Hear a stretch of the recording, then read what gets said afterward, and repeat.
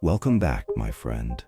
Tonight we're stepping into the deepest corners of quantum reality, where time bends, cause and effect intertwine, and particles behave like whispers in the dark. You don't need to understand everything. Just listen, let your thoughts drift, and let the strange beauty of the quantum world carry you gently into sleep. Close your eyes, and let's begin. Chapter 1. The Delayed Choice Quantum Eraser, when the future changes the past. There's a strange kind of magic that happens in the realm of quantum physics, a dance of possibility and uncertainty so delicate that even the mere act of looking seems to shift the choreography. Of all the quantum mysteries that stretch our understanding of reality, perhaps none is more unsettling and more revelatory than the delayed choice quantum eraser. It is a phenomenon that seems to suggest something unthinkable, that the future can affect the past, that what we choose to observe now might decide what really happened then. At the heart of this paradox lies the famous double-slit experiment, a foundational test in quantum mechanics. When particles like photons or electrons pass through two slits and no one measures which slit they go through, they behave like waves. They interfere with themselves, producing a pattern of bright and dark bands on a detector screen, a clear signature of wave interference. But if we place detectors to observe which slit the particle went through, the interference pattern disappears. The particles act like classical particles, as though they've been forced to choose a single path. This simple setup revealed something profoundly unsettling.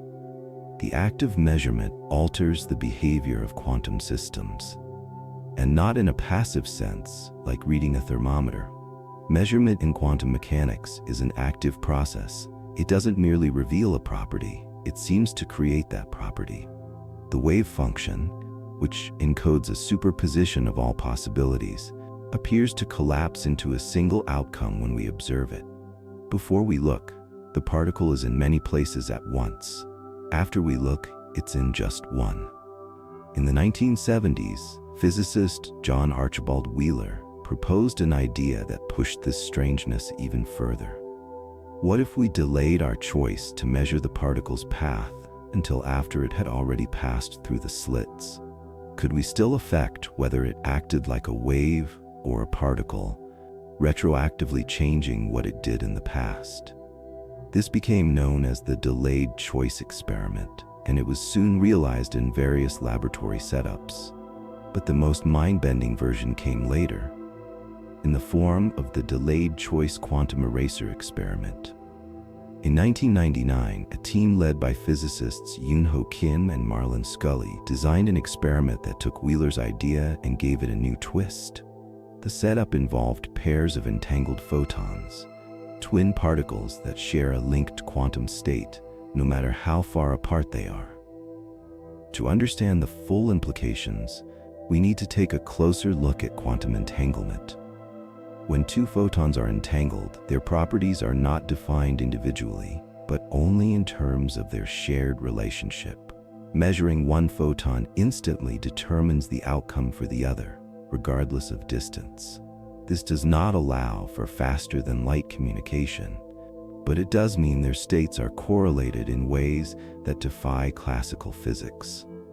In this experiment, one photon from each pair, the signal photon, was sent toward a detector screen to form an interference pattern, just like in the classic double-slit test. The other photon, the idler, was sent in a different direction, toward a system of beam splitters and detectors that could either preserve or erase the witch path information. Crucially, this decision about what to do with the idler photon was made after the signal photon had already hit the detector screen. The idler photon had a longer path to travel, introducing a deliberate time delay. By the time it reached its detectors, some of which preserved witch path information and some of which erased it, the signal photon had already struck the screen and been recorded. The data from these events were collected, but not analyzed immediately. Only later were the signal photons matched with their idler counterparts. When researchers sorted the data, they found something astonishing. If the idler's path had been set up to erase witch path information, the corresponding signal photons produced an interference pattern, just as if no measurement had ever been made. If, however, the idler's path preserved witch path information, the interference vanished. And remember, this sorting happened after the signal photon had already been detected. In other words, the choice to preserve or erase information about the photon's path, made after it had already been detected, determined whether it had behaved like a wave or a particle in the past. It was as if the past had not yet been fully decided, and only became definite when the future measurement was made. This is not science fiction. These experiments have been repeated and refined with increasingly sophisticated methods and tighter control over timing. And the results are consistently the same. There is no apparent way to escape the conclusion. The delayed choice quantum eraser defies our classical intuition about time and causality. It invites us to think differently about the very structure of events. To be clear, this does not mean that we can send signals into the past or rewrite history at will. Quantum mechanics still respects the no-signaling theorem, which ensures that information cannot be transmitted faster than light or backward in time. What it does suggest is something more subtle and deeply unsettling, that the past is not fixed in the way we imagine it. That reality is not a chain of events laid out in order, but a tangled web of potentialities that only become definite when they are observed, even if the observation comes after the fact. It's also essential to understand that interference patterns in this experiment do not appear directly on the main detection screen. Rather, the overall distribution of signal photons looks random. It is only when the data are separated and grouped according to which detector caught the idler photon that the interference or non-interference patterns emerge. This reinforces the idea that the meaning is not in the individual events, but in the correlation between them, a hallmark of quantum mechanics. The act of erasing witch path information doesn't involve physically altering a particle's trajectory. Instead, it makes the path unknowable in principle. For example, the beam splitter in the idler's path causes the photon to be detected in such a way that we cannot determine where it came from. If the information is destroyed, even passively, then the system behaves as if the particle took all paths at once. If the information is preserved, the system behaves as if the particle took one path and one path only. Some interpretations of quantum mechanics try to make sense of this. In the Copenhagen view, we are told to stop asking what really happened and focus only on the results. In the many worlds interpretation, all possible outcomes exist in separate, parallel universes, and the interference pattern or lack thereof reflects the overlap of those branches. In Bohmian mechanics, which maintains hidden variables and definite particle paths guided by a pilot wave, the behavior remains deterministic, but still deeply non-local. One interpretation that fits neatly with the quantum eraser is the transactional interpretation. In this view, quantum interactions involve a kind of handshake between emitter and absorber across time, an offer wave moving forward and a confirmation wave moving backward. In this framework, the delayed choice isn't paradoxical. It's part of a holistic, atemporal exchange between the particle's past and future.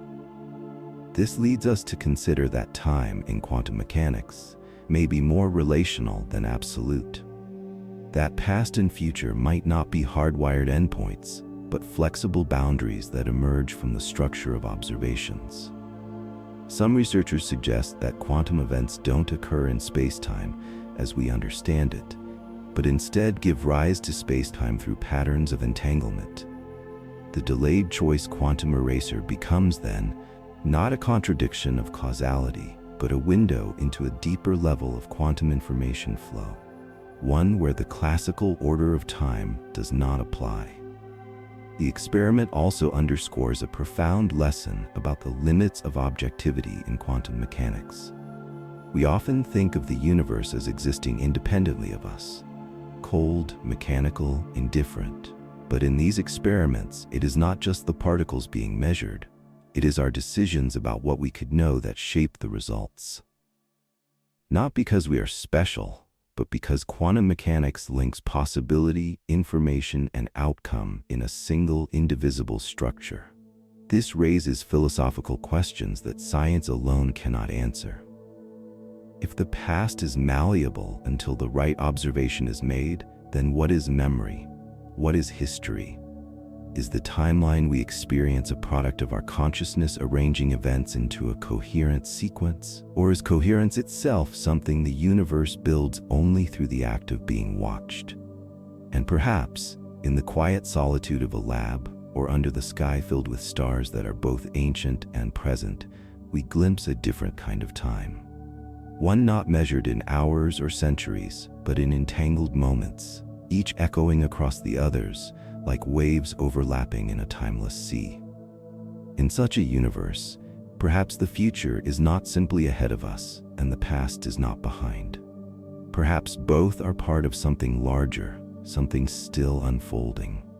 If that's the case, then maybe the question isn't whether the future can change the past. Maybe the question is whether we ever really knew what the past was at all. Chapter 2. Wigner's Friend, Who Gets to Say What's Real? In the strange world of quantum mechanics, where particles can exist in multiple states until measured, and where observation itself seems to shape reality, it becomes difficult to define what it truly means for something to happen. For most of modern physics, experiments take place in controlled environments, isolated systems, where particles behave according to probability rules until someone opens a box, checks a detector, or records a result. But what happens when that observer becomes part of the experiment? What if someone else is watching the watcher? This question lies at the heart of one of quantum theory's most subtle and disorienting thought experiments, Wigner's Friend. First proposed in 1961 by physicist Eugene Wigner, it extends the logic of Schrödinger's cat to include not just a system and a measurement device, but a conscious observer as well. And with this addition comes a paradox, one that asks us not only how reality behaves when unmeasured, but whether different observers might live in entirely different, internally consistent, yet mutually contradictory realities. The scenario begins simply. Imagine a sealed laboratory, isolated from the outside world. Inside the lab is a quantum system in a superposition, say a particle that can be measured as spin up or spin down. Also inside is Wigner's friend, an intelligent observer prepared to perform a measurement on the system. When the friend looks at the result, they see a definite outcome. Perhaps the particle's spin is up. As far as the friend is concerned, the wave function has collapsed, and they now inhabit a world where that outcome is real. But outside the sealed lab stands Wigner himself. From his perspective, he has not yet interacted with the system. The only information he has is that the lab contains a particle and a person. Because he doesn't know the result his friend saw, and because he treats the lab as a quantum system, he describes it using the rules of quantum mechanics. And those rules allow him to model the entire lab, including his friend, as being in a superposition of two states, one in which the friend observed spin up, and another in which they observed spin down. Now we're faced with a dilemma. For Wigner's friend, a measurement has occurred, and the outcome is certain. For Wigner, no such collapse has yet taken place. From his point of view, both possible outcomes coexist in a quantum superposition. If he were to enter the lab and perform a final measurement on the joint system, he would cause the collapse. But until then, the outcome is, in principle, undetermined. This paradox challenges the notion that measurement outcomes are objective facts. If a quantum measurement can yield a definite result for one observer while remaining indefinite for another, then the idea of a single observer-independent reality becomes fragile. The contradiction is not about disagreement over what happened, but over whether something has happened at all. What makes this thought experiment so powerful is that it generalizes easily. In principle, there's no reason to stop at one layer of observation. One could imagine Wigner's friend has a friend who also waits outside and treats Wigner himself as part of a larger quantum system. Reality becomes recursive, each observer treating the system below as uncertain, even as those within it believe they are experiencing definite outcomes. Some might object that this is merely a philosophical puzzle, far removed from the practical concerns of physics. But the boundary between interpretation and experiment is becoming increasingly blurry.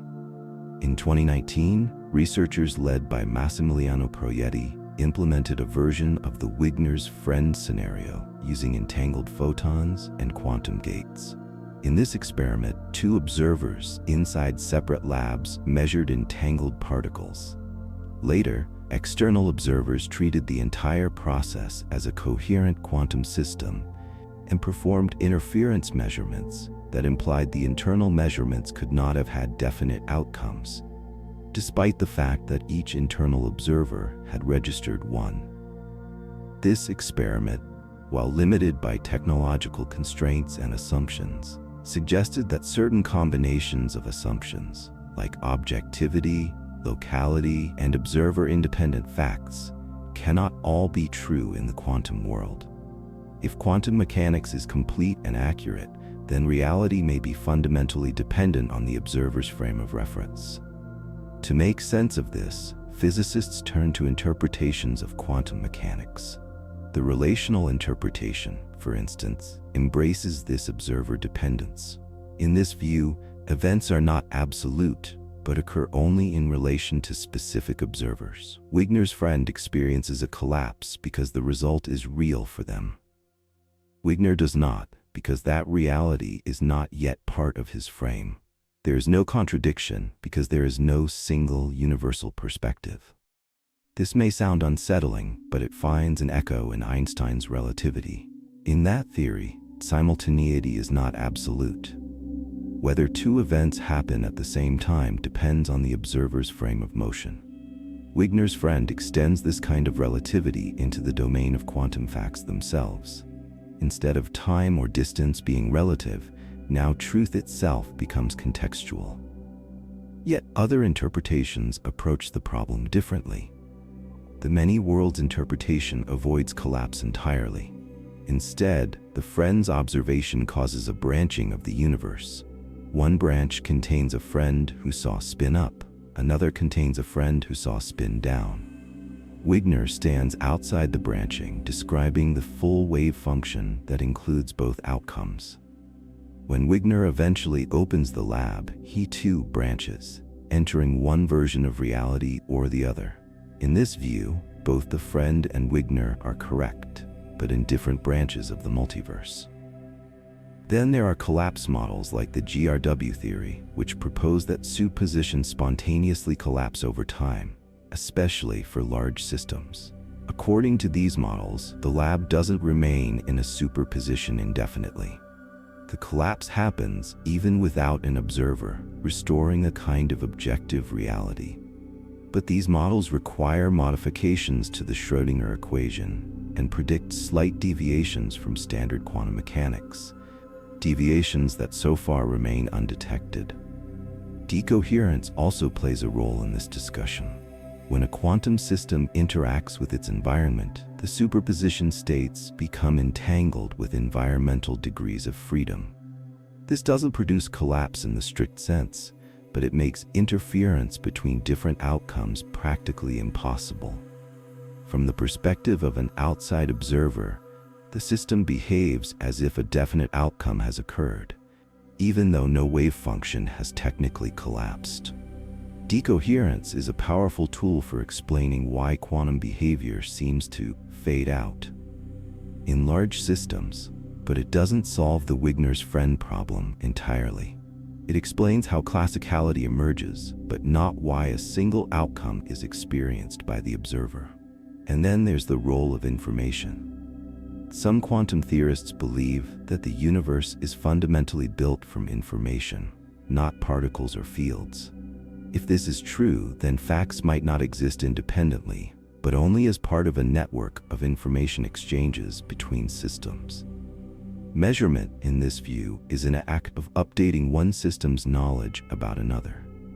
Wigner's friend becomes a conflict not about physical events, but about differing informational states. This perspective aligns with the idea that quantum mechanics is not about what is, but about what we can know.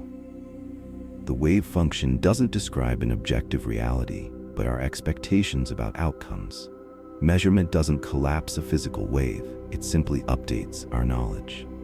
The paradox then becomes a question of epistemology rather than ontology. Despite all this, there remains a deep discomfort. We are used to believing that there is a single, shared reality, that what happens in one place should be consistent with what happens elsewhere. Wigner's friend doesn't violate this belief through any overt contradiction, but by quietly undermining the assumption that all observers inhabit the same frame of truth.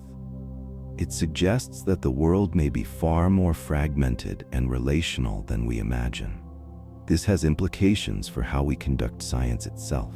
Science is built on the idea of objective measurements, facts that can be independently verified. But if Wigner's friend holds, then objectivity may only emerge when observers interact and compare their results. Reality may not be written into the universe, but constructed through agreement. And so we are left with a quietly revolutionary thought, that truth, at the quantum level, may not be a universal constant, but a consensus, a harmony of perspectives woven together by interaction. Until then, each observer, each isolated pocket of the quantum world, may dwell in its own version of what is real. Maybe it has always been this way. Maybe the universe doesn't collapse into one truth, but blooms into many. And maybe what we call reality is just the place where our experiences meet. Chapter 3. Hardy's Paradox, something from nothing interfering with itself. Quantum mechanics, at its core, defies the logic we are used to applying to everyday experience. Particles do not simply exist in one place or another. They exist in states of possibility, only resolving into specific outcomes when observed. This strangeness has led to a number of paradoxes that challenge the boundaries of physical reality and logical reasoning. Among them is Hardy's paradox, a subtle yet profound scenario in which particles seem to interact in ways that should be impossible. It presents us with a world where two entities affect each other without ever meeting, where interference arises from paths that were never taken, and where the absence of an event can have a measurable effect. Proposed by Lucian Hardy in 1992, the paradox is a thought experiment that relies on quantum entanglement and the behavior of particles in interferometers, devices that allow particles to take multiple paths simultaneously. The experiment is designed to be free of the usual loopholes that sometimes plague discussions about quantum mechanics, especially those involving hidden variables or classical approximations. In essence, it pits the predictions of classical reasoning against those of quantum theory in a direct, elegant, and deeply puzzling way. To understand the essence of Hardy's paradox, consider two particles, an electron and a positron.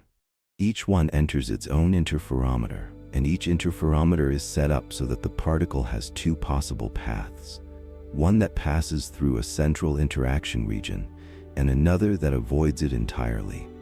In classical physics, if the electron and positron both take the paths through the shared region, they should meet and annihilate each other.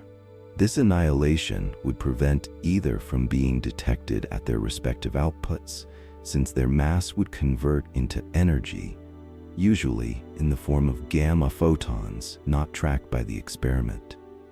However, quantum mechanics allows for more nuanced behavior. Each particle exists in a superposition of taking both paths simultaneously. This means sometimes neither particle passes through the interaction region, sometimes only one does, and, strangely, sometimes it appears as though both did, even though they couldn't have without annihilating. The most curious case arises when both detectors, one for the electron and one for the positron, register detection events simultaneously. According to classical reasoning, such an outcome should be impossible. The simultaneous detection implies that neither particle was destroyed in the central region, meaning that either both avoided it, or at least one took the non-interaction path. But further analysis of the quantum state shows that in this situation, the wave function includes an amplitude that corresponds to both particles having entered the interaction region, implying that annihilation should have occurred, yet didn't. This contradiction is not due to an error in logic or experimental design. It's a reflection of the way quantum amplitudes work. In quantum mechanics, you don't simply track where particles go. Instead, you sum over all the ways an event could occur, weighting each path with a complex number called an amplitude. These amplitudes can interfere, enhancing some outcomes and canceling others. What Hardy showed was that in a certain configuration, even when the annihilation path should make detection impossible, quantum mechanics still predicts a small but non-zero probability of detecting both particles. This means that paths in which particles should have annihilated still contribute to the final outcome, even if the annihilation never happens. This leads to the truly paradoxical conclusion that particles behave as if they interacted with each other, even when they didn't. Their final behavior reflects a kind of ghost interaction in which the possibility of interaction affects the result. In classical physics, a particle either goes somewhere or it doesn't. In Hardy's quantum world, even paths that weren't taken shape the landscape of reality.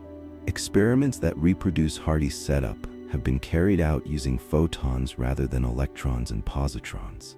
Photons don't annihilate, but their behavior and interferometers can be manipulated in analogous ways. Using beam splitters, mirrors, and detectors, physicists can design arrangements where two photons appear to interfere even when they travel mutually exclusive paths. In one realization, single photons are sent into nested interferometers, structures that direct the photon along multiple possible paths using semi-transparent mirrors. Using precise timing and entanglement, scientists have shown that detection patterns match Hardy's predictions. Interference appears to come from mutually exclusive, non-overlapping paths.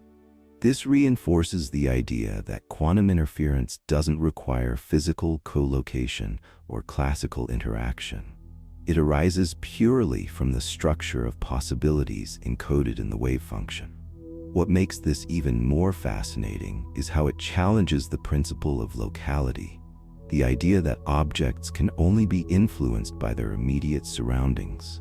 Hardy's paradox doesn't involve faster-than-light signaling, but it does imply a form of non-local influence in the structure of probabilities. The decision to measure one particle affects the outcome of another, even though the particles may not have interacted in any direct or obvious way. The paradox also undermines the idea of counterfactual definiteness, the assumption that we can meaningfully talk about what would have happened if we had measured something differently. In Hardy's scenario, trying to assign definite values to all possible paths leads to contradiction. The outcome of one measurement depends on the entire context of the experiment, including potential measurements that weren't performed.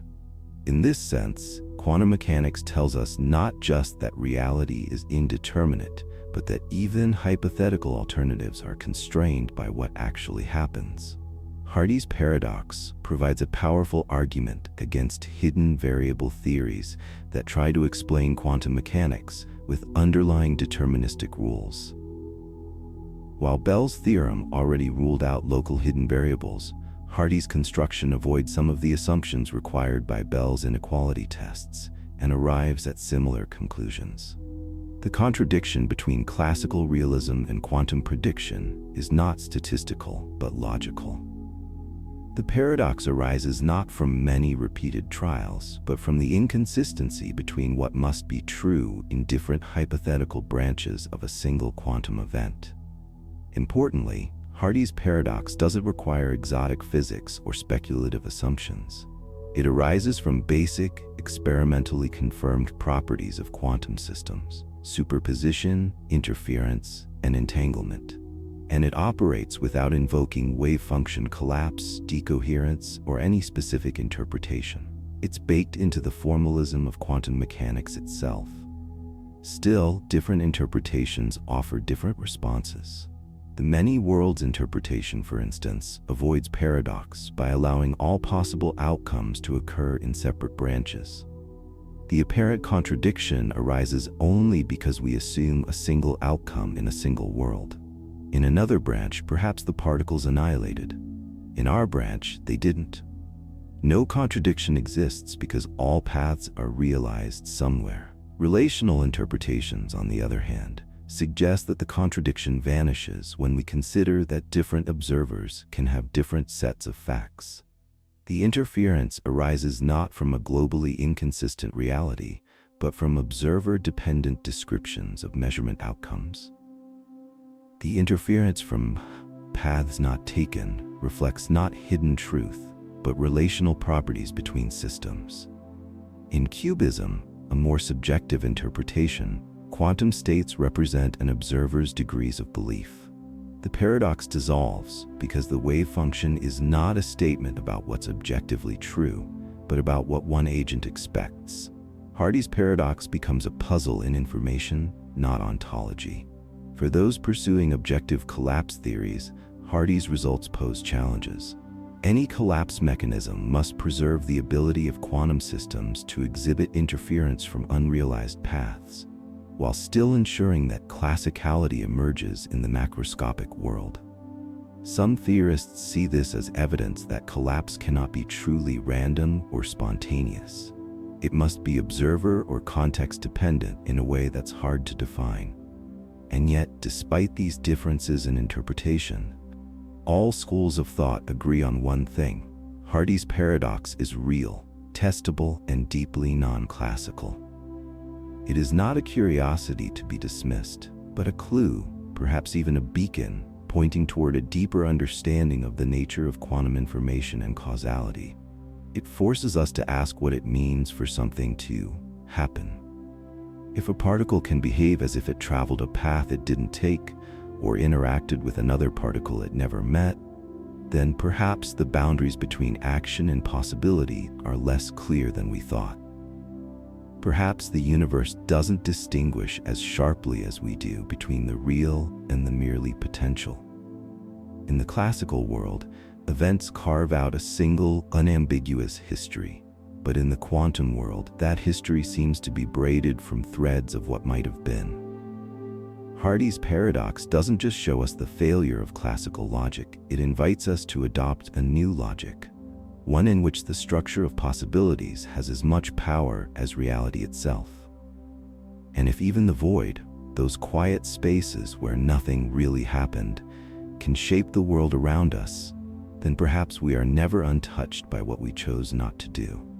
Perhaps every decision, every alternative, every unwalked path still leaves a ripple in the fabric of the universe. Chapter 4. The Quantum Pigeonhole Principle: 3 particles in 2 boxes, without sharing. In classical logic, some truths feel too obvious to doubt. One such truth is the pigeonhole principle. If you try to put 3 objects into 2 containers, at least 2 of them must end up sharing the same space. It's a basic principle of counting and distribution, baked into mathematics, nature, and even intuition. We rarely question it because it's simply how things behave in a world where physical objects occupy distinct positions. But quantum mechanics has a way of disrupting what we think we know. In 2014, physicists Yakir Aharonov, Sandu Popescu, and Daniel Roylich presented a result that undermined even this basic arithmetic certainty. Under the right quantum conditions, they showed 3 particles can be distributed across 2 boxes in such a way that no 2 are ever found together. The paradox known as the quantum pigeonhole principle is not a trick of wording or measurement error. It is a deep result that challenges the classical structure of identity, locality, and even space itself. To grasp this idea, imagine 3 quantum particles, photons for instance. Each can exist in a superposition of being in one of 2 boxes, box A and box B. At the beginning of the experiment, each photon is prepared in a state where it has an equal probability of being in either box. Importantly, in quantum mechanics, this doesn't mean the photon is either an A or B, and we just don't know. It means the photon truly exists in a state that spans both boxes simultaneously until measured. Now comes the quantum twist. Instead of immediately measuring where each photon is, we perform a more complex procedure involving pre-selection and post-selection. First, we pre-select the particles into a specific entangled initial state. Then, after letting the particles evolve, we post-select only those events where the final state of the system matches another carefully chosen quantum configuration. In between these 2 stages, we ask, were any 2 of the particles in the same box? According to classical reasoning, the answer must be yes. With only 2 boxes and 3 particles, shared occupancy seems unavoidable. But quantum mechanics says otherwise.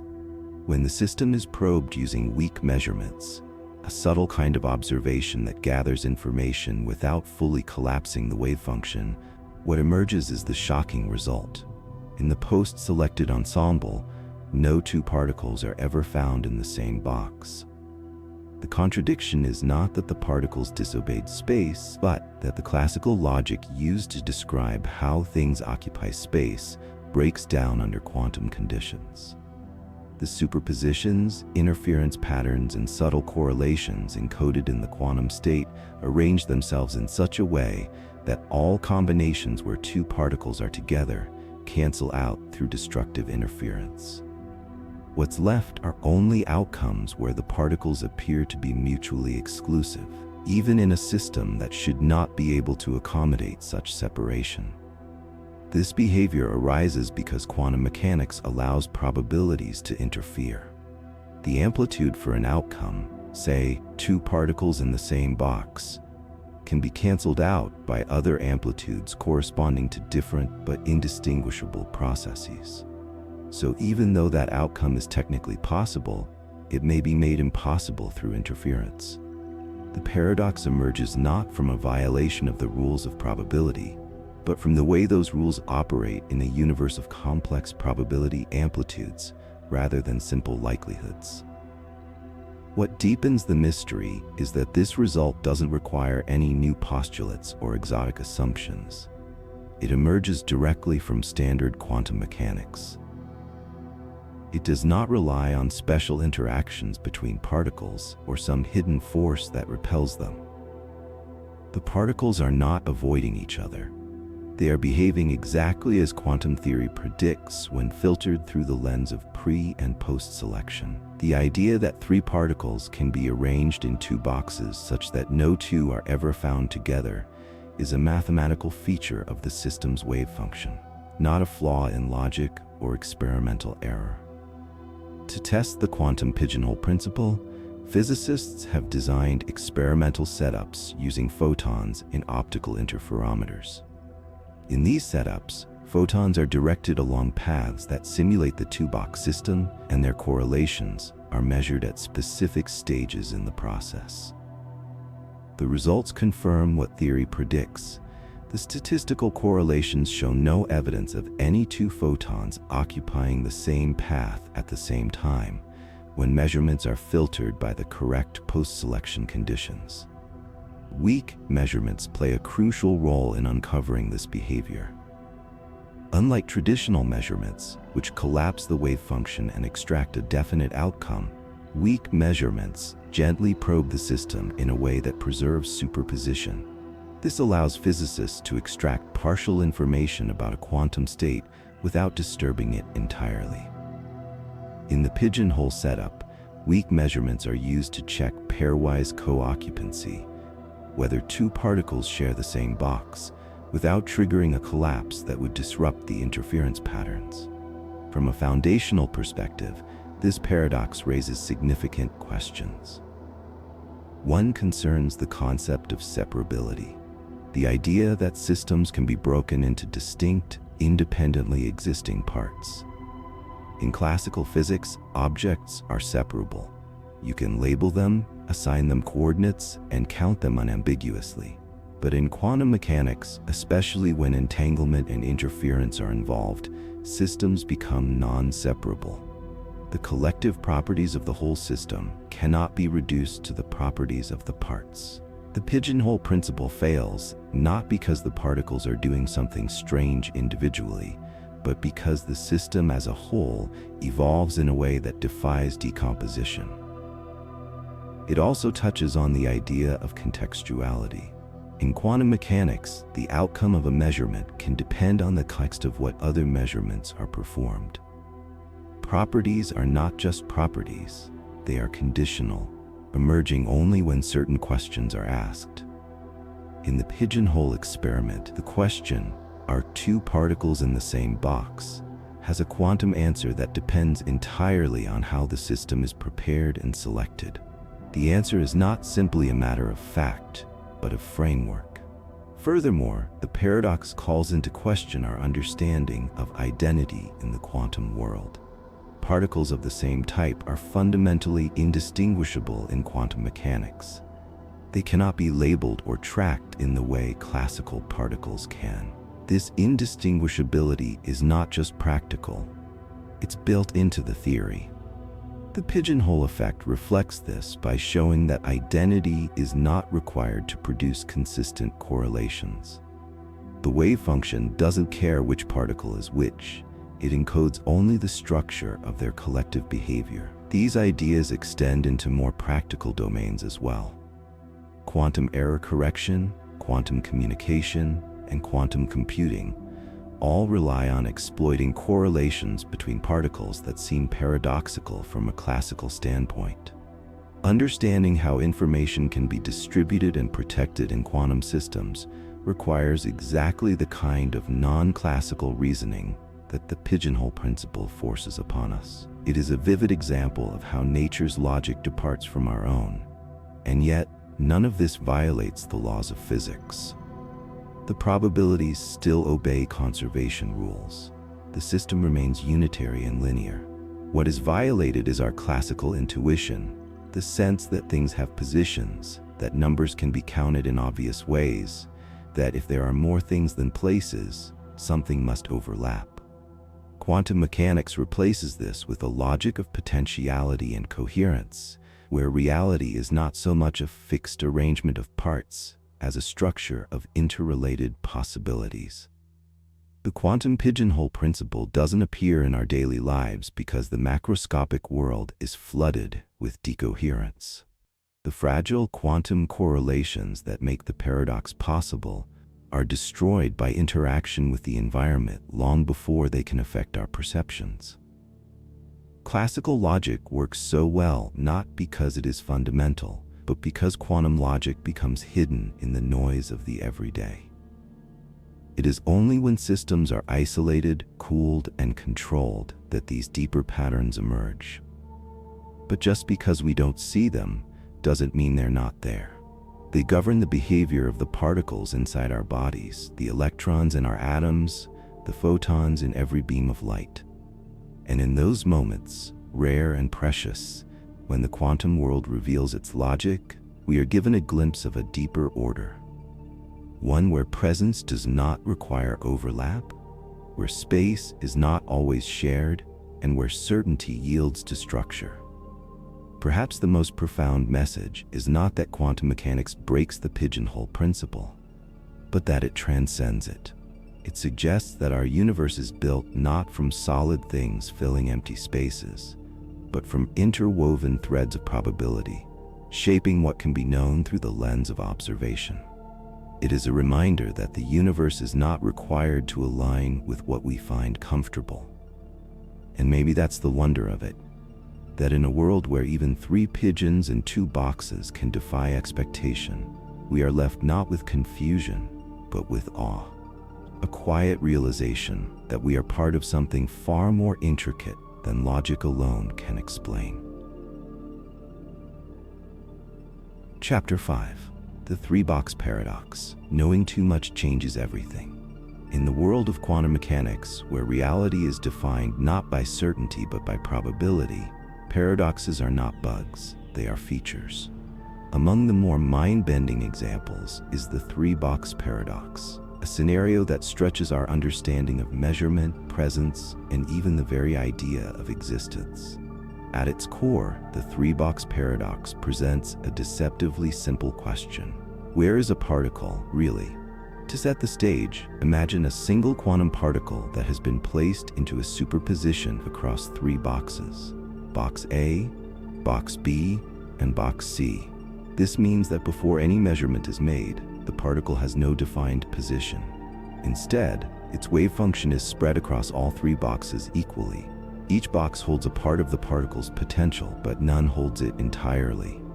This initial configuration is known as the pre-selected state. Quantum mechanics does not assign definite locations to particles until they are measured. Instead, it provides a mathematical structure, the wave function, that encodes the likelihood of finding a particle in a given state when an observation is made. This framework allows for superposition, the idea that a particle can exist in multiple possible states at once. In this case, the particle exists across 3 boxes, equally and simultaneously. But what happens next takes the scenario from strange to surreal. The particle's fate becomes even more mysterious when post-selection is introduced. Post-selection refers to a process in which, after some evolution or interaction, the particle is found in a specific final state, chosen deliberately as part of the experimental setup.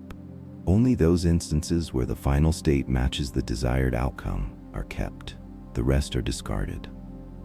It's as if you flipped a coin 100 times but only considered the ones that landed on heads, and then asked questions about the series based only on those heads-up results. In the 3-box paradox, the particle is initially prepared in a symmetric superposition across boxes A, B, and C. Later, the post-selected state is another superposition, carefully chosen to interfere with the evolution of the system. When certain measurements are performed in the intermediate period, after preparation but before post-selection, the results challenge the very foundation of classical thinking. Here's what the paradox reveals. If, during that middle stage, you look inside box A, you will find the particle. If instead you look in box B, you will also find the particle. But if you look in box C, you find nothing. This outcome is not probabilistic in the usual sense. Rather, quantum mechanics predicts with certainty, given the conditions of the pre- and post-selected states, that the particle would be detected in box A if measured there, or in box B if measured there, but never in box C. This implies that the particle somehow exists in 2 places at once, box A and box B, but definitely not in the 3rd. It is important to note that these results do not violate the mathematics of quantum theory. Rather, they highlight its non-classical logic. The contradiction is not between theory and experiment, but between the predictions of quantum mechanics and the assumptions we make about space, objects, and identity. A single particle appears to inhabit multiple boxes while avoiding a 3rd, and this is not an illusion or sleight of hand. It is an outcome supported by experimental data. To make sense of this, we need to explore how quantum measurement works, especially in the context of weak measurements. In classical mechanics, a measurement reveals a property that existed independently of observation. If a ball is in a box, opening the box merely discloses that fact. But in quantum mechanics, measurement plays a more active role. It doesn't just reveal, it defines. observing a quantum system collapses its wave function, forcing the system into one of its possible outcomes. Weak measurements offer an alternative approach. Instead of collapsing the wave function, a weak measurement extracts only a small amount of information. It gently probes the system without forcing it into a definite state. This technique allows researchers to measure certain weak values, which can be interpreted as the average value of a quantity across many identical systems, all measured so delicately that the overall quantum state is preserved. In the three-box paradox, weak measurements reveal something astonishing. If you perform a weak measurement to determine whether the particle is in box A, the weak value is 1, implying full presence. A similar measurement for box B also yields 1, but for box C, the weak value is 0. The particle is nowhere to be found there. This is despite the fact that only a single particle exists in the system. These results are statistically consistent across many trials, suggesting that, within the post-selected ensemble, the particle behaves as if it occupies both A and B, and not C. This outcome flies in the face of the pigeonhole principle and basic logic. How can one particle be fully in two locations at once? The answer, perhaps unsatisfyingly, lies in the holistic nature of quantum systems. The particle's presence in one location does not exclude its presence in another, as long as the overall wave function allows for such behavior. Superposition is not division, it is overlap. And when combined with the time-symmetric nature of pre- and post-selection, the result is a picture of quantum behavior that is both coherent and deeply counterintuitive. These results are not confined to blackboards and theoretical papers. Experiments with photons and optical interferometers have simulated the three-box scenario and confirmed its predictions. By routing photons through systems that emulate the boxes and using post-selection techniques, researchers have observed the exact correlations predicted by the paradox. Weak measurements support the claim that the photon is, in effect, present in two paths, while absent in the third. Importantly, these results don't require us to abandon quantum mechanics. On the contrary, they are entirely consistent with its formalism. What they do challenge is the classical intuition that reality is fixed, local, and observer-independent. In the three-box experiment, the particle's location is not a hidden variable waiting to be uncovered. It is a contextual property, dependent on the entire experimental arrangement, including the future choice of post-selection. This leads us to a deeper philosophical question. Is the particle ever really in a box at all? Or is being in a box simply a shorthand for the outcome of a specific kind of measurement? If we accept the latter, then the paradox loses its sting. The particle is not simultaneously in two places. It is responding to questions that we chose to ask. In different contexts, it offers different answers. The paradox arises only when we attempt to attribute classical meaning to quantum outcomes. The three-box paradox also exemplifies quantum contextuality, the idea that the result of a measurement depends not just on the system being measured, but on the set of other measurements that are possible in the same context. In a classical world, properties exist independently. In the quantum world, they are woven together by the structure of potential interactions. What you measure influences what is measurable, and the answers you receive are shaped by the questions you allow yourself to ask. This contextuality blurs the boundary between epistemology and ontology, between knowledge and being. In quantum mechanics, what we know and how we come to know it may be inseparable from what actually exists. The three-box paradox is a striking example of this interplay. It suggests that knowledge is not passive, but participatory, that the act of inquiry does not just uncover truth, it shapes it. At the heart of this paradox is the tension between determinism and uncertainty. The pre-selected and post-selected states together impose strong constraints on the system's behavior. Yet within those constraints, outcomes remain probabilistic, shaped by the structure of the wave function and the nature of measurement. The path from preparation to final observation is not fixed. It is a tapestry of possibility, rich with nuance and ambiguity. And this is where the paradox becomes more than just a curiosity. It challenges us to rethink the foundations of reality. If a particle can be in multiple places when we ask, but nowhere in particular when we don't, then what does it mean to say that something exists?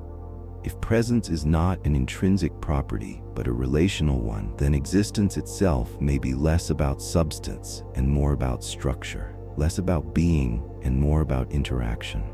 Perhaps that is the quiet lesson of the three-box paradox, that certainty is not always a virtue, that clarity may sometimes obscure deeper truths, and that in a universe governed not by objects but by probabilities, the most honest answers may be the ones that refuse to resolve.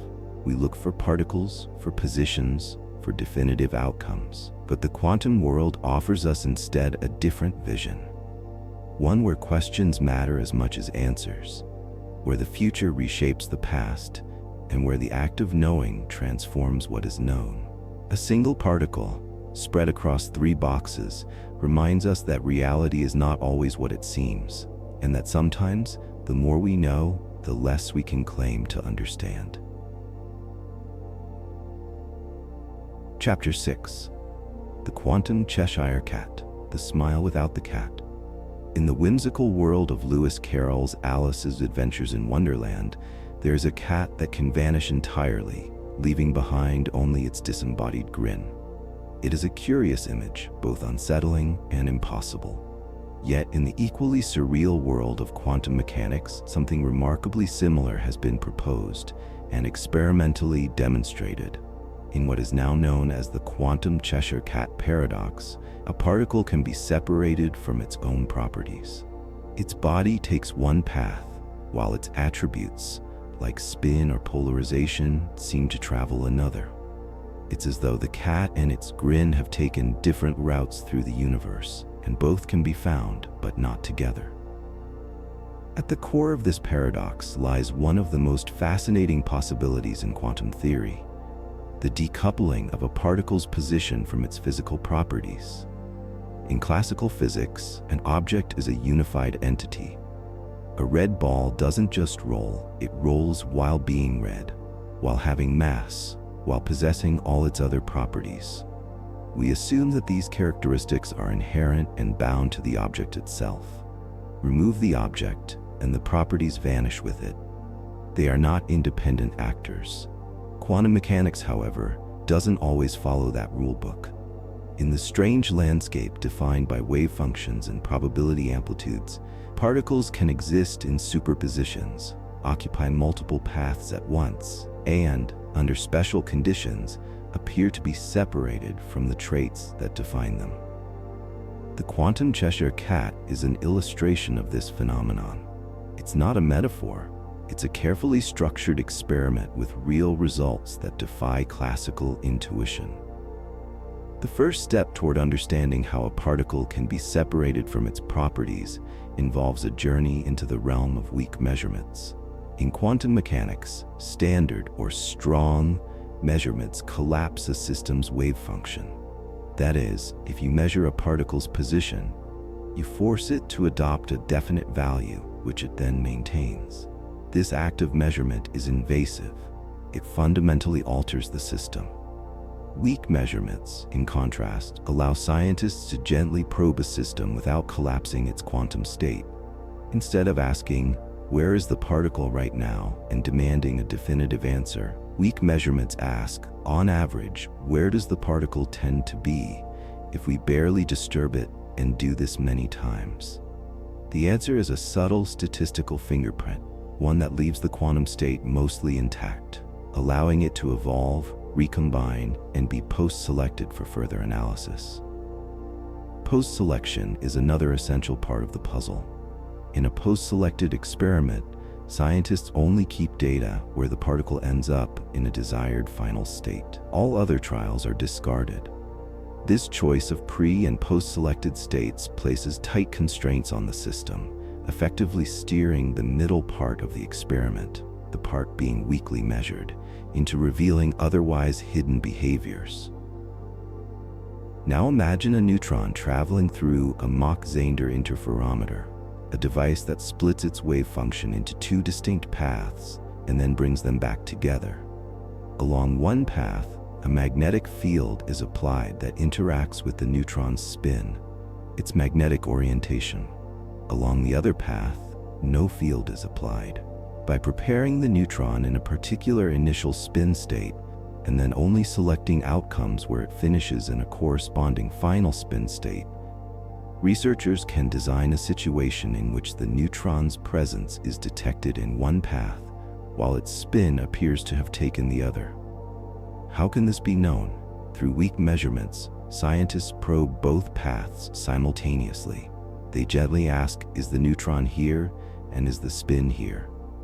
They do this over and over across many identically prepared trials. The results accumulate, and a strange pattern emerges. The neutron's mass, a proxy for its body, is localized in one path. Its spin, the internal compass that gives the particle directionality, is detected in the other. Not in every single trial, but in the statistical average across many. It is as if the particle is spatially divided between being and having. The experiment was not just a thought experiment. In 2014, researchers at the Institut La Langevin in France conducted a neutron interferometry study that confirmed this strange behavior. Their results demonstrated that, under specific pre- and post-selected conditions, the neutron traveled through one arm of the interferometer while its magnetic moment, its spin, manifested effects in the other arm. The data were consistent with quantum predictions and could not be explained using classical models. From a theoretical standpoint, this is not a violation of quantum mechanics, but rather a clever exploitation of its rules. The quantum Cheshire cat doesn't mean that a particle's property floats independently in space. Instead, it means that under the right circumstances, the wave function behaves in such a way that different parts of it contribute to different measurement outcomes. These contributions can be interpreted through the lens of weak measurements as the property having migrated to a different location than the particle. This has deep implications for our understanding of what a particle is. In classical physics, a particle is a compact, indivisible unit with well-defined characteristics. But in quantum theory, a particle is better thought of as a carrier of potential interactions. It's a probability cloud, not a marble. And within that cloud, the capacity to display a property, such as spin, can be detached from the probability of where the particle actually is. The property exists in a relational sense. It becomes meaningful only in the context of interaction. The phenomenon also sheds light on the profound role of measurement in defining quantum reality. In classical science, measurements are passive. They reveal facts. In quantum mechanics, measurements are active. They create the conditions under which facts can emerge. The quantum Cheshire cat highlights this beautifully. The outcome, this apparent separation of property and object, depends critically on how the system is prepared, how it is probed, and how the final state is selected. Change any of these variables and the paradox vanishes. Some interpretations of quantum mechanics, like the two-state vector formalism, offer ways to visualize what's happening. In this view, the quantum state of a system is not just determined by its past, but also by its future. That is, the wave function evolves both forward and backward in time.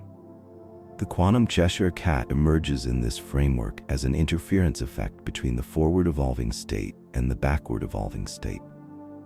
The particle's path is shaped by where it came from and where it ends up, and its properties distribute themselves across the space-time in between.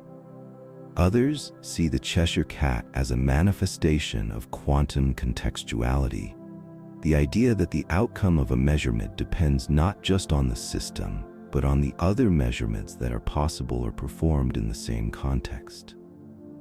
It is not just that the spin is where the particle is not, it's that the spin is where it needs to be, given the entire measurement setup. The system is not just being measured, it is performing, responding to the entire experimental arrangement like an actor in a play. Despite the abstract nature of this paradox, it has practical potential.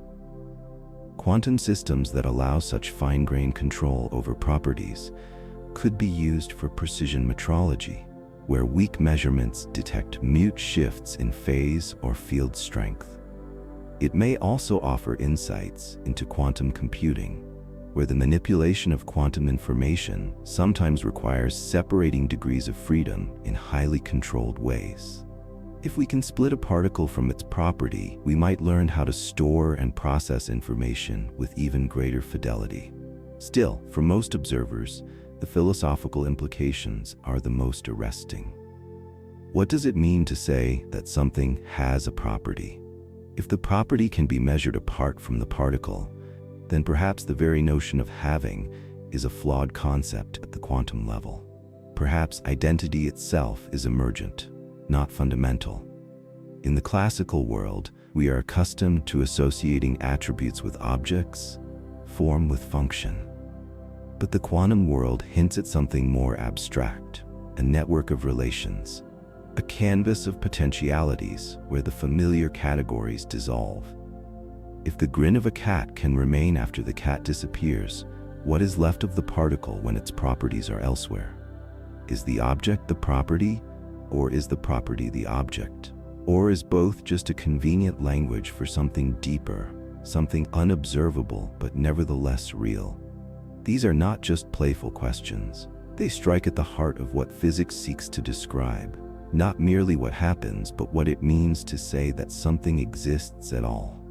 In this paradox, we find not chaos but subtlety, not contradiction but the quiet whisper of a reality more complex than our senses can grasp. A neutron walking left, its spin drifting right, a presence and a property, no longer confined to the same point in space, but dancing in coordinated isolation. And all of it fully consistent with the laws of physics. The Cheshire cat smiles still, and in doing so, it invites us to look again, not just at the universe, but at the assumptions we carry into it. The question is no longer just, where is the particle? But what is it when it's there? And in the spaces between those answers, we begin to glimpse the outlines of a reality far stranger and far more wondrous than anything we've ever imagined. Chapter 7. The Elitzur Vaidman bomb tester, detecting without touching. In the classical world, the act of knowing something often requires interaction. To find out if a bomb is live, you typically must do something to it, measure it, touch it, or in the worst-case scenario, detonate it. Observation requires physical contact or the transmission of energy. Without that, there should be no way to gather information. But in quantum mechanics, information does not always come from direct engagement.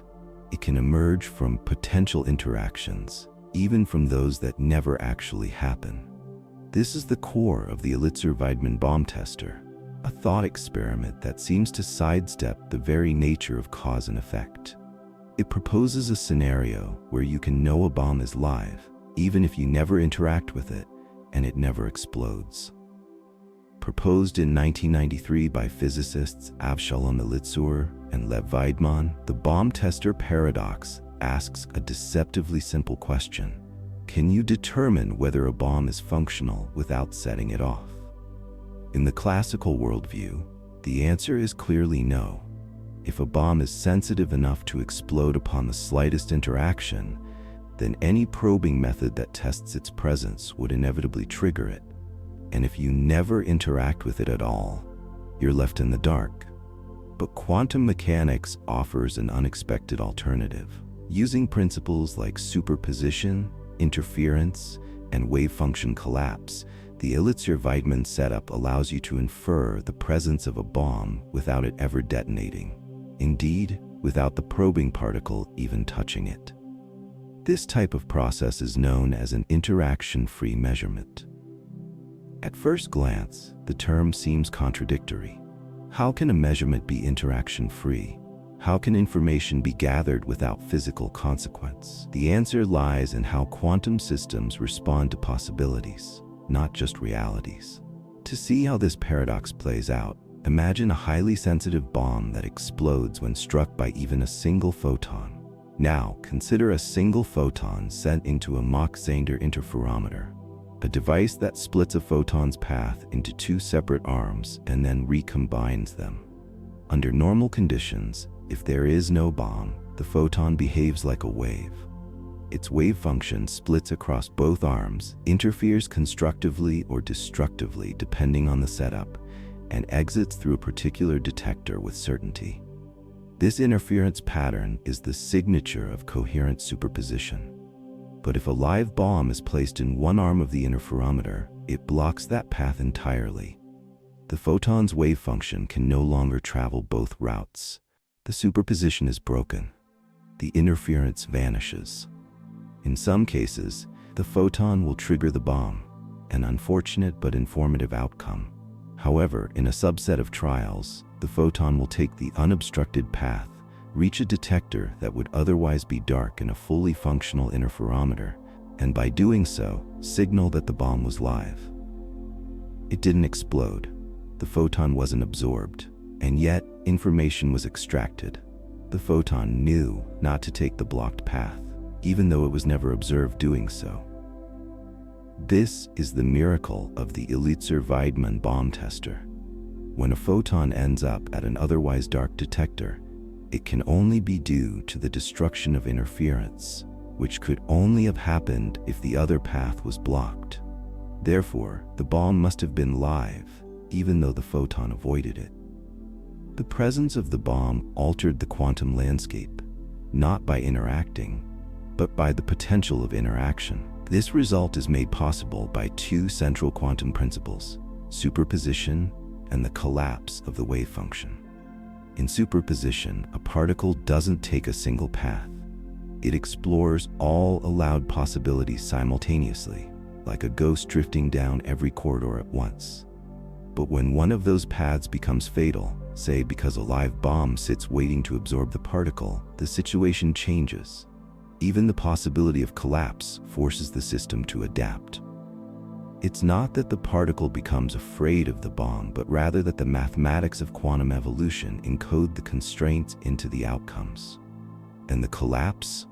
That's the strange transformation a quantum system undergoes when a measurement is made, or when a particle interacts irreversibly with something else. The bomb, by being capable of absorption, counts as a measuring device. Even if the measurement never occurs, the threat of it changes the final statistics. This is the heart of quantum measurement. It is not simply a record of what happens, but a sculptor of what can happen. In practice, interaction-free measurements have been verified in laboratory settings. Not long after the thought experiment was proposed, researchers conducted real versions of it using single photons in optical setups. They built interferometers with beam splitters, mirrors, and detectors, and simulated the bomb using photon absorbers. The results were striking. Under carefully controlled conditions, they could detect the presence of an object without any photons ever striking it. Reality had, once again, proven to be more subtle than our classical instincts could imagine. More advanced versions of the bomb tester now exist, improving its efficiency through quantum xenodynamics. These versions increase the likelihood of successful detection without triggering a hypothetical explosion. In such cases, repeated weak measurements or slow evolution under observation keep the quantum system frozen in a particular state, delaying or even halting the collapse. These refinements take advantage of another strange quantum feature, that frequent observation can suppress change. You can stare a quantum system into stillness. But beyond the technical elegance of these results lies a deeper philosophical puzzle. The Elitzur Vaidman bomb tester forces us to reconsider what it means to observe.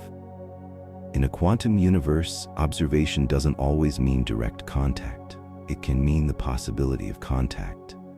The photon's behavior depends on the entire configuration of the system, even those parts it doesn't touch. This is a universe where potential interactions can affect outcomes just as much as actual ones. It is a realm shaped by counterfactuals, by what didn't happen but could have. This leads to strange and profound implications for causality and knowledge. Classically, we believe that effects follow from causes in a linear chain. But in the quantum bomb tester, the absence of an event becomes a source of truth. The particle didn't take the dangerous path, but the fact that it might have is enough to change the result. The possibility carries weight. It becomes real. This doesn't imply faster-than-light communication or spooky action at a distance, but it does mean that quantum systems operate under a framework where potentiality is as structurally important as actuality. It's not just about what is observed, but about what is observable. Reality, then, is defined not just by what happens, but by what could have happened. For those working in quantum information science, the bomb tester isn't just a curiosity. It inspires real applications. Interaction-free techniques can be used to probe fragile systems that cannot survive direct measurement. In quantum cryptography, for instance, detecting the presence of an eavesdropper without revealing information becomes a possible future scenario. In sensor technology, being able to infer the existence of delicate phenomena without disturbing them could revolutionize fields as diverse as material science and biology. But perhaps the most lasting impact of the Elitzur Vaidman bomb tester lies not in technology, but in understanding. It gives us a vivid, almost poetic example of how different quantum logic really is. It teaches us that reality, at the smallest scales, does not follow the rules of everyday cause and effect. It dances to its own rhythm, one where paths are explored in parallel, where silence carries meaning, and where the absence of interaction is itself a kind of touch. In the gentle mathematics of quantum theory, these behaviors are just part of the formalism. But for us existing at the interface of macro and micro, classical and quantum, they carry deeper resonance. If something can be known without being touched, what else might we learn by simply listening more carefully to the silences? If particles respect not just what is, but what could be, perhaps our own understanding of choice and consequence is just beginning to evolve. In the quiet, fragile logic of quantum mechanics, even the shadows cast by possibility shape the world. The photon that never entered the path of danger still walks away with knowledge. The bomb that never explodes still tells us it is alive. And in that paradox, where doing nothing becomes an act of discovery, we begin to sense a universe where even the untaken paths matter. Chapter 8. Quantum Non-Locality Without Entanglement. Spooky action, but stranger. In the early days of quantum theory, Albert Einstein famously objected to what he called spooky action at a distance. He was referring to quantum entanglement, the mysterious connection that allows particles to affect one another's state instantaneously, even when separated by vast distances. To Einstein, this was unacceptable. It violated his sense of a local, orderly universe, where influences took time to travel and everything remained bounded by the speed of light. Yet experiment after experiment confirmed that entangled particles do in fact exhibit these uncanny coordinated behaviors, which seem to defy classical understanding. Entanglement became, and still remains, one of the central hallmarks of quantum weirdness. It enables quantum teleportation, underlies quantum computing, and forms the backbone of quantum cryptography. And for decades, non-locality, the presence of correlations between distant particles that cannot be explained by classical physics, was assumed to be exclusively a consequence of entanglement. But what if that weren't entirely true? What if particles could demonstrate the hallmark behaviors of quantum non-locality, those eerie, coordinated outcomes, even when they are not entangled at all? This idea sounds paradoxical, almost nonsensical. Non-locality without entanglement? How could quantum weirdness survive without the thread that supposedly connects particles across space? Yet this is exactly what researchers began to uncover in the late 1990s.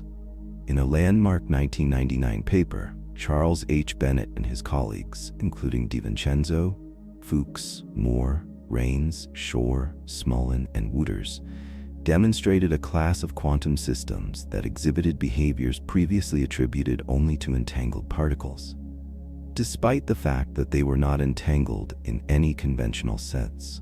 These systems, described using sets of orthogonal product states, could not be reliably distinguished using only local operations and classical communication, a protocol known as LOC. In other words, even though the particles were not entangled, they displayed a kind of non-locality in how their information was distributed and retrieved. This phenomenon is deeply counterintuitive. In classical physics, if you have full access to two systems, and each system contains independent information, then there should be no restriction on learning about the whole by combining knowledge of the parts. But in quantum mechanics, access to individual parts, even when those parts are unentangled, may still be insufficient to reveal the whole. The full structure of the quantum system can remain hidden unless one has access to the global system. This represents a new kind of non-locality, not a dynamical connection between particles, but an informational constraint on what can be known. This new form of quantum non-locality doesn't allow you to send signals faster than light. It doesn't break causality or enable quantum teleportation on its own. But it shows that the fabric of quantum theory is even stranger than we thought. It's not just entanglement that gives rise to surprising correlations. It's the entire geometry of quantum states and their allowable measurements. Consider a simple analogy. Imagine two people each holding a lockbox. Neither box contains anything particularly surprising, but the instructions on how to open the boxes are interdependent. You cannot open one without knowing the status of the other. Even though the contents are mundane and there's no cable connecting them, the access itself is coordinated.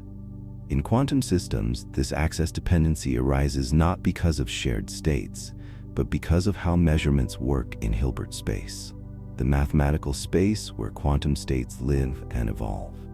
This paradox challenges the long-standing assumption that entanglement is the only route to quantum non-classicality. It also blurs the line between what's considered classical and quantum. If separable, i.e. unentangled, states can still exhibit behaviors that violate classical expectations, then perhaps our definitions of quantum resources need refinement. Maybe entanglement is not the sole source of quantum advantage, but just one visible edge of a deeper landscape. One practical manifestation of this idea lies in quantum data hiding. In these protocols, information is encoded across a system in such a way that, although the full system state is perfectly distinguishable, no subset of it, accessible only through local measurements and classical coordination, can access that information. Again, there is no entanglement involved, yet the information remains hidden unless the global system is jointly analyzed. This limitation arises purely from the quantum rules of allowable operations, not from any shared quantum state. Another important concept related to this paradox is quantum discord. Quantum discord measures a type of quantum correlation that can be non-zero even when entanglement is absent. It arises from the difference between two ways of defining mutual information in a quantum context, and captures the idea that quantum systems can be correlated in subtle, non-classical ways, even without being entangled. In some scenarios, states with zero entanglement but non-zero discord outperform entangled states in information processing tasks. This suggests that the full power of quantum mechanics cannot be captured solely by studying entanglement. The experimental verification of these ideas is ongoing. Scientists have begun designing setups where photon pairs or qubit systems are configured in separable, non-entangled states, and yet display behaviors that violate classical intuitions. These include asymmetric information distributions, restrictions on cloning, and probabilistic outcomes that defy local realism. Though the violations are more subtle than those found in Bell test experiments, they nonetheless point to a new class of non-classical correlations. These are correlations of measurement limitations, what cannot be known more than what is. To better understand how such non-locality works, it helps to remember that quantum measurements are inherently invasive. Once a measurement is made, the system collapses into one of its possible outcomes, and that outcome is not just a revelation, it's a creation of reality. In systems where measurements affect the state space of the system, even without entanglement, it becomes possible for one observer's measurement choices to influence the probabilities accessible to another observer, not by direct influence, but by shifting the structure of what is knowable. This paints a picture of reality in which the structure of possibility itself is not local. What you can know here depends on what is done elsewhere, not because of any signal being sent, but because of the global rules governing all possible states. It's as though the universe enforces a coordination not through interaction, but through restriction. It tells you, quietly and relentlessly, what cannot be done, and from those limits, a shared reality emerges. This kind of non-locality is more abstract than the vivid image of two entangled particles communicating instantaneously across the galaxy. It is quieter, subtler, more structural, but in some ways, it is even more unsettling. It suggests that the strangeness of quantum mechanics isn't just about what happens when particles are linked. It's about the very architecture of what can be known at all. This leads to profound implications for the boundary between the quantum and the classical worlds. If separable states can still resist classical explanations, then the emergence of classicality from quantum theory may not be a simple matter of losing entanglement. There may be layers of quantumness that persist, encoded not in correlations of outcomes, but in correlations of what is measurable. Decoherence, the standard mechanism that washes away quantum behavior into classical outcomes, may not erase these subtler non-local constraints as quickly or completely as once believed. These ideas are not merely philosophical. They may shape the future of quantum technologies. For example, if certain computational or communication advantages can be realized with separable states exhibiting quantum discord or data hiding, then practical systems could be built that are more robust to noise or easier to maintain than highly entangled ones. Understanding these alternative resources could open up new strategies in quantum information processing that do not rely on the fragile, delicate nature of entanglement. Perhaps most strikingly, this line of thought hints at a unifying principle in quantum mechanics that goes beyond entanglement. It proposes that the true foundation of quantum behavior may lie not in connected particles, but in a global consistency condition on how probabilities are structured and constrained. The weirdness doesn't come from threads of connection between particles, but from the very shape of the possibility space in which they exist. At the frontier of quantum physics, even the concepts we thought we understood, like non-locality, continue to evolve. What began as Einstein's discomfort with spooky action has turned into a rich tapestry of paradoxes, correlations, and structural enigmas. The Elitzur Vaidman bomb test showed us that the absence of interaction can still reveal information. The quantum Cheshire cat taught us that properties can be disembodied from particles. And now, quantum non-locality without entanglement shows us that connection itself may not always require a thread. In the grand scheme, we are left with a quiet but haunting realization that perhaps the universe doesn't need particles to be bound together to coordinate their truths, that even separable systems are woven into a deeper order. one where reality is less about where things are and more about what is possible within the constraints of a global logic we are only beginning to glimpse. And in that vast possibility space, even without entanglement, the universe still whispers its strange, entangled secrets, just softly enough that we have to listen very, very carefully. Chapter 9. Quantum Zeno Paradox. Watching stops time. In the realm of quantum physics, time does not always behave as we expect. We often take for granted that the passage of time is a constant drumbeat, indifferent to our awareness of it. Events unfold, particles decay, systems evolve, all according to well-understood rules. But in the quantum world, something deeply unsettling happens when we pay too much attention. When we observe a system too frequently, we can stop it from evolving at all. This phenomenon is known as the Quantum Zeno Effect, and it offers one of the clearest demonstrations of how observation in quantum mechanics is not merely passive. It's active, shaping the reality it encounters. The name is a nod to Zeno of Elea, a Greek philosopher known for paradoxes that challenge the notion of motion and change. His most famous paradoxes suggest that movement is impossible because it requires completing an infinite number of steps. In a modern quantum twist, the Quantum Zeno Effect asserts that change itself can be arrested by the very act of observation. A watched quantum system, like the proverbial pot, never boils.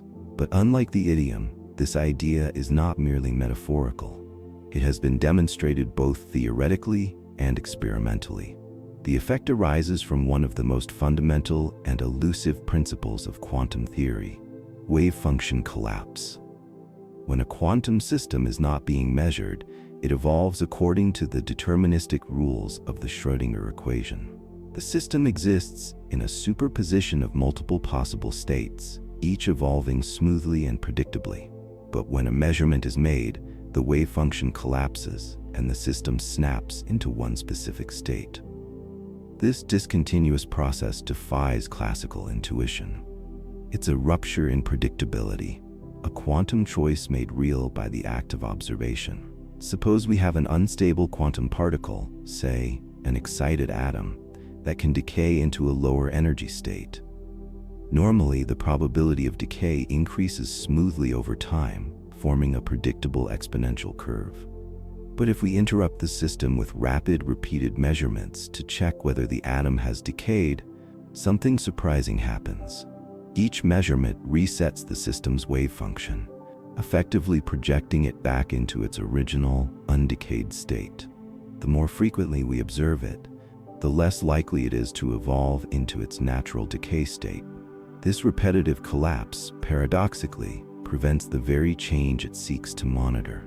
The implications of this are startling. It suggests that simply by watching a system, we can control its behavior, not by applying energy or force, but merely by gathering information. In 1990, a team led by physicist Wayne Atano at the National Institute of Standards and Technology in the United States demonstrated this effect experimentally. They prepared a collection of beryllium ions and used a sequence of laser pulses to interrogate them, simulating frequent measurements. As predicted, the more they observed, the more the quantum transitions were suppressed. The watched atoms refused to decay. But this freezing of motion is not absolute. It depends on how the measurements are made and on the nature of the system. There's a delicate balance between how quickly a system would naturally evolve and how frequently it's observed. If the time between observations is long enough, the system can still evolve. But if the observations are rapid enough and precise enough, they can inhibit or even prevent change entirely. This leads to the counterintuitive notion that time, or at least change, can be slowed or halted, not by interfering physically, but by increasing the frequency of awareness. The Quantum Zeno Effect also has a mirror image, the anti-Zeno effect. Under certain conditions, frequent observation can actually accelerate the decay of a system. This depends on the exact timing and energy structure of the quantum system involved. Both effects, Zeno and anti-Zeno, highlight the central role of measurement in quantum physics. They show that the act of observing is not a passive act of detection. Measurement is an active, intervening force that reshapes the trajectory of reality. This raises a fundamental question. What counts as a measurement? In classical physics, measurement is a way of revealing a property that already exists. But in quantum mechanics, measurement helps determine what that property becomes. The distinction is subtle but crucial. For a measurement to collapse the wave function, it must involve an irreversible transfer of information to the environment, a process sometimes referred to as decoherence. Only then is the superposition broken and a single outcome realized. The strange power of the Quantum Zeno Effect is more than just a quirk of atoms in the lab. It has practical consequences. In the development of quantum technologies, controlling the rate of quantum transitions is essential. In quantum computing, for instance, the stability of qubits, quantum bits that hold superpositions of information, is paramount. One of the great challenges in this field is decoherence, the tendency of qubits to interact with their environment and collapse into classical states. By leveraging principles related to the Quantum Zeno Effect, researchers aim to stabilize these systems, prolonging coherence and preserving quantum information for longer periods. This control extends into other domains as well. In quantum optics, the effect can be used to manipulate the state of light in cavities and waveguides. In quantum communication, it may offer pathways to preserve delicate entanglement across noisy channels. And in fundamental research, it acts as a probe into the mechanics of time, change, and measurement themselves. The Quantum Zeno Effect also touches the frontier of quantum biology. Some researchers speculate that biological systems, such as enzyme actions or photosynthetic processes, may exploit quantum coherence for efficiency. If that's true, then biological observation at the quantum level might play a role in sustaining these coherent states, even if only momentarily. Though speculative, these ideas hint at a deeper entanglement between life and the foundations of physical law. There's another angle too, one that's more philosophical. The Quantum Zeno Effect challenges our notions of continuity. It shows that reality at the smallest scales isn't a smooth stream of events. It can be interrupted, paused, or distorted by the structure of observation itself. This makes it a prime case study for interpretations of quantum mechanics. In the many worlds interpretation, where wave functions never collapse but instead branch into all possible outcomes, the Quantum Zeno Effect appears more as a matter of interference control, keeping certain outcomes from becoming probable through repeated sampling. In contrast, in the Copenhagen interpretation, the effect illustrates the stark and abrupt influence of measurement on the nature of reality. Even more intriguing are interpretations that suggest a role for the observer's mind. In consciousness-based interpretations of quantum mechanics, such as those entertained by Eugene Wigner, the act of observation is tied to awareness. If one follows this line of thought, the Quantum Zeno Effect raises unsettling questions. Does the universe wait for us to look before it decides? Does our attention slow the march of physical reality? These interpretations remain controversial. There is no scientific consensus that consciousness causes collapse, and no experiment has definitively proven such a link. Still, the philosophical terrain around the Quantum Zeno Effect is rich with mystery. It's not just about systems refusing to change. It's about the mechanics of knowledge itself, how the act of knowing limits what can happen. Interestingly, the Quantum Zeno Effect also plays into our intuitions about feedback loops. When we scrutinize something too much, whether it's a physical system or a personal behavior, we risk distorting it. Observation changes the observed. It's a principle that echoes across psychology, sociology, and economics. And here, in quantum mechanics, it is formalized with mathematical precision. As our tools grow more precise and our ability to measure systems grows finer, the boundary between system and observer may continue to blur. New generations of quantum experiments now probe these limits with exquisite sensitivity, using ultra-cold atoms, superconducting circuits, and single-photon detectors. We are inching ever closer to understanding whether time's arrow is as straight as we believe, or if it can be coaxed to hesitate, flutter, or wait. The Quantum Zeno Effect is not science fiction. It is not an illusion or a metaphor. It is a rigorously demonstrated phenomenon that tells us something profound about the architecture of change. That our universe, at least in part, listens to our questions so attentively that the questions themselves become part of the answer. And so we are left with a quiet, haunting question. Does reality progress only when we look away?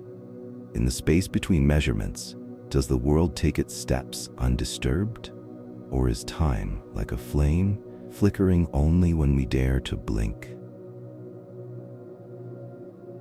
Chapter 10.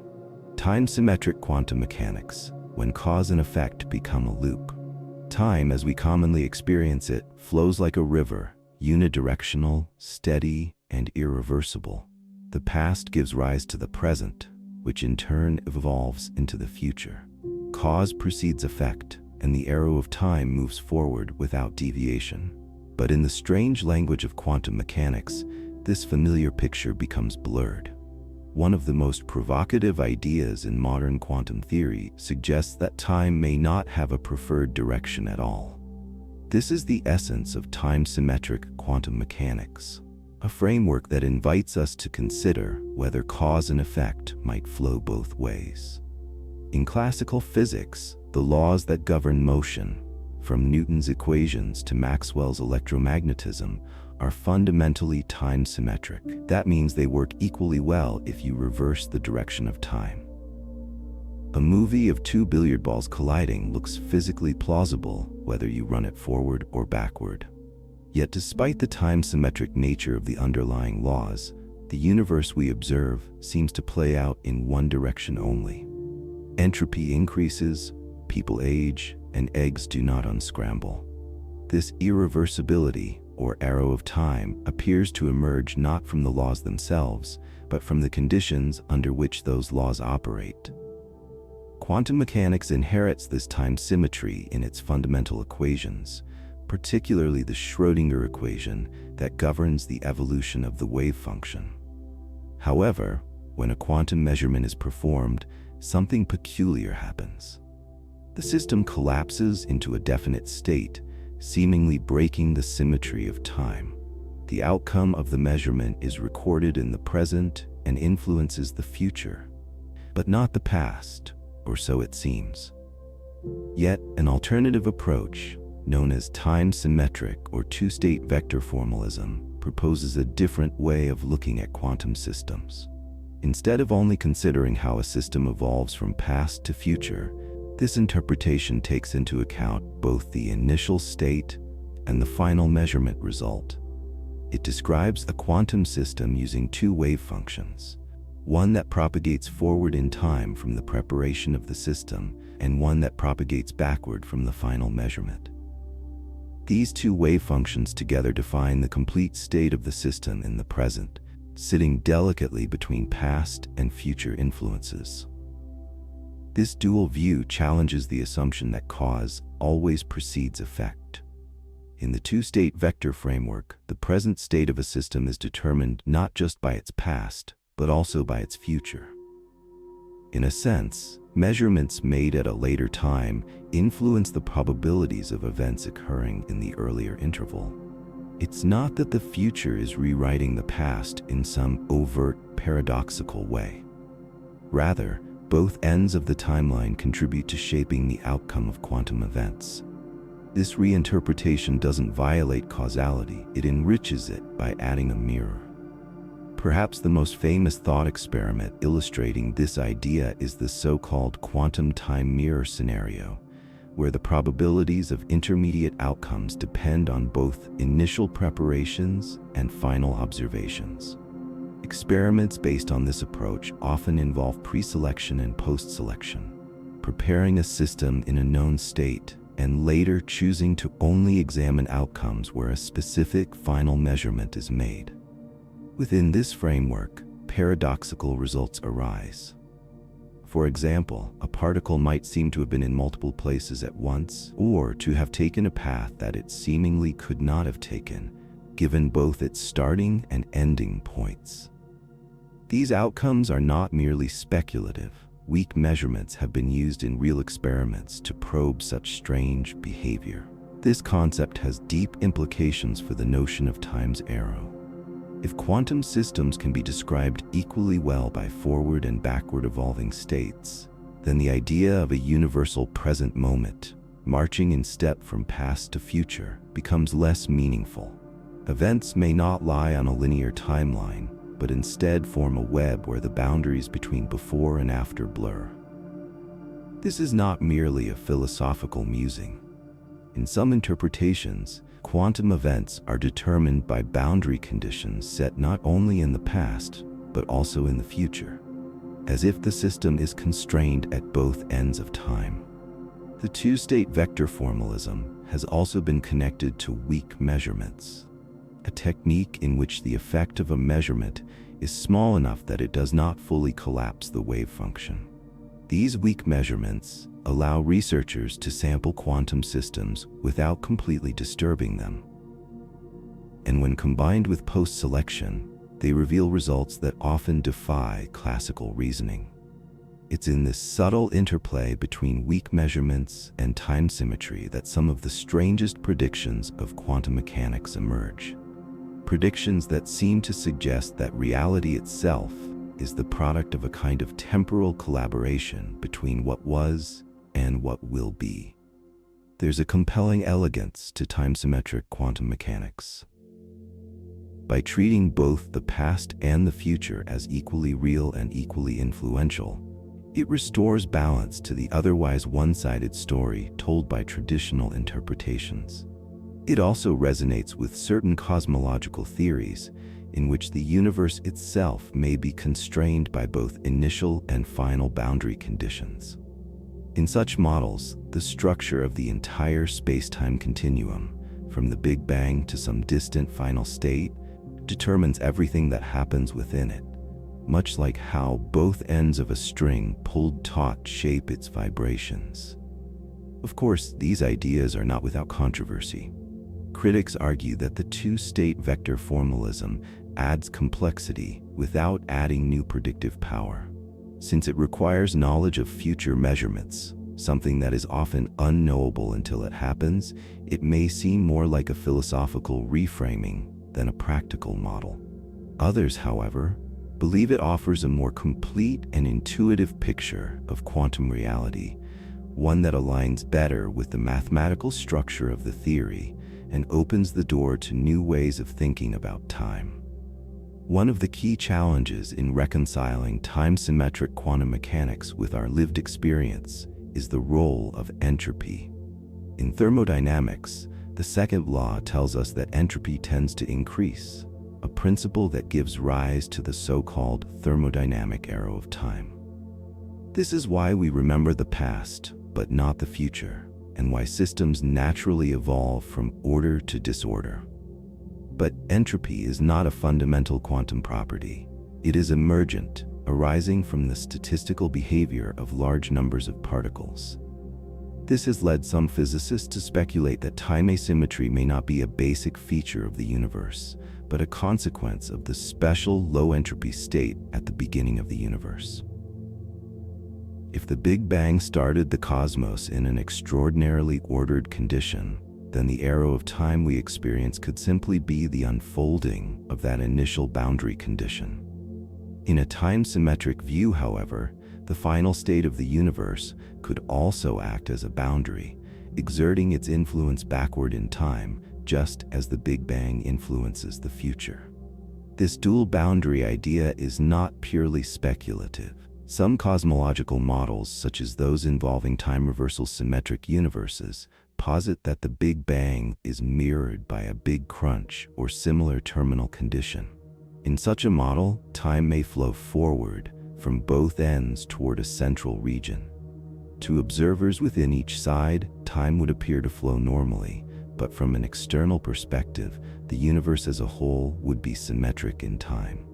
The implications for quantum mechanics are fascinating, suggesting that quantum events might be locally unpredictable but globally consistent. This brings us to the concept of retrocausality, the idea that effects can precede their causes. While it may sound absurd, retrocausality has been explored seriously by a small but growing community of physicists.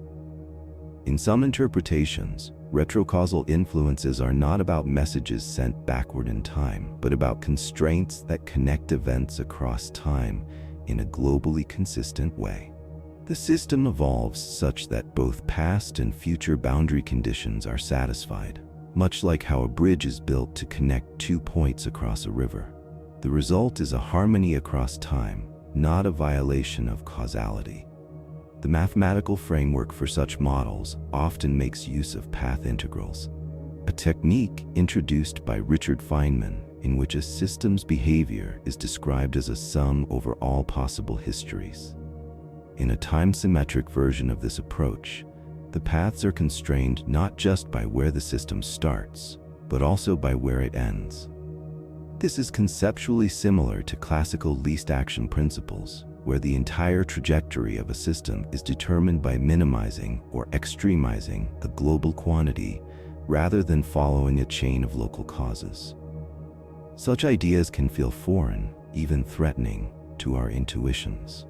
We are used to thinking of time as an open road, stretching out in front of us while the past lies immutable behind. But in a universe governed by time-symmetric quantum laws, our experience of temporal flow may be a perceptual artifact, a way our brains interpret information processed in a particular order. What we call the present could be the result of both past memories and anticipated futures converging into a single experience of now. And yet, experiments continue to probe the fabric of time itself.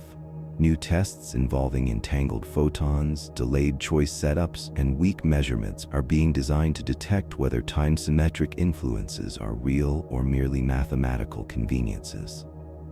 Though the results remain preliminary, they suggest that our grasp on temporal reality is far from complete. If it turns out that the laws of nature are fully time-symmetric, then our role as observers may also need to be redefined.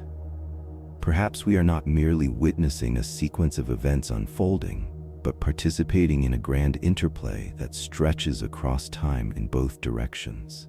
What we choose to measure, what we observe, and what we remember might all be connected in ways that defy linear narratives. In such a reality, the universe is not a story being told from beginning to end, but a tapestry woven all at once. A structure where every event is part of a timeless pattern, stitched together by both forward and backward threads. It does not mean that free will is an illusion, nor that the future is set in stone. Rather, it suggests that what we call choice and outcome may both be aspects of a deeper consistency, one that respects both the past we come from and the future we move toward. In that sense, time-symmetric quantum mechanics doesn't deny causality. It reframes it, not as a one-way street, but as a loop of mutual reinforcement between what has been and what will be. The story of the universe may not be written from left to right, but all at once, and we, conscious fragments of that whole, are not merely reading it. We are part of the writing.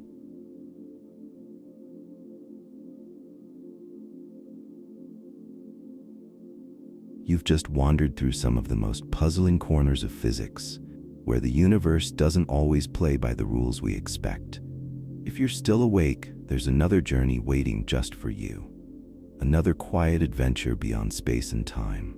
But if your eyes are heavy now, let them close. You're safe. Sleep well, my friend, and may your dreams drift softly among the stars.